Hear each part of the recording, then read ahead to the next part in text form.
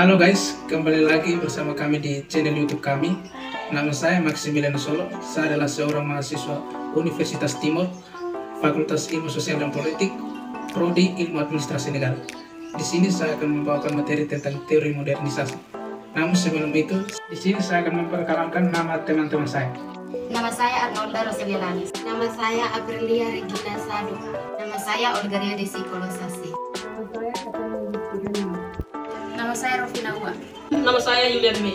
Dan selanjutnya kita akan masuk ke dalam pokok pembahasan teori modernisasi. Yang pertama, pengertian modernisasi. Modernisasi adalah suatu proses perubahan dalam skala besar maupun kecil menuju kehidupan yang berkemajuan. Pengertian teori modernisasi menurut para ahli. Menurut Karlinger, teori merupakan kumpulan konsep-konsep yang berhubung satu dengan lainnya serta berisi pandangan sistematis terkait fenomena tertentu, sehingga teori modernisasi dapat diartikan sebagai rangkaian dalil para ahli yang bersumber dari pandangan terhadap perubahan sosial budaya di lingkungan masyarakat. Contoh teori modernisasi yang pertama, modernisasi klasik. Teori modernisasi klasik ini terdiri dari beberapa bagian. Yang pertama, teori modernisasi Niels Melzer.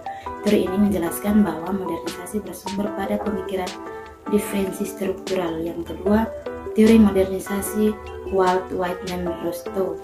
Teori ini menjelaskan bahwa teori modernisasi secara detail dalam sudut pandang ekonomi. Yang kedua, tentang teori modernisasi Huntington.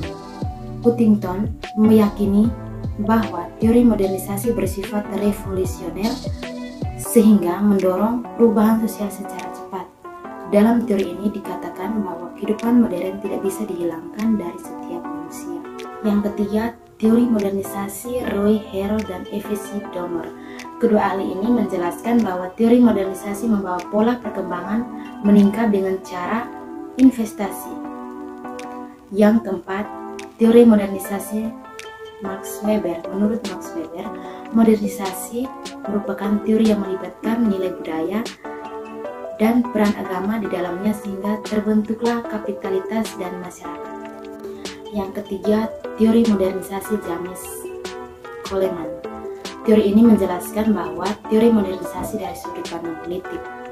Yang kedua, teori modernisasi perkembangan. Teori modernisasi perkembangan juga terdiri dari beberapa teori. Yang pertama, teori modernisasi Talcott Parsons.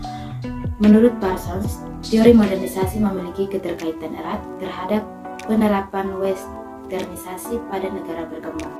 Ada beberapa tahapan modernisasi, yaitu masa tradisional. Kehidupan pada masa ini berikan primitif serta konvensional sehingga melahirkan kehidupan yang cenderung kuno. Yang kedua, masa persiapan lepas landas. Pada masa persiapan lepas landas, terjadi spesialisasi produksi serta perdagangan barang.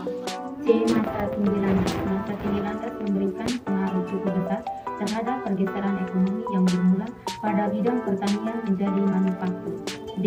Masa menuju kematangan. Masa ini menawarkan kesepakatan terjadinya ekonomi pada daerah-daerah baru sehingga terjadi sebuah penggunaan yang signifikan.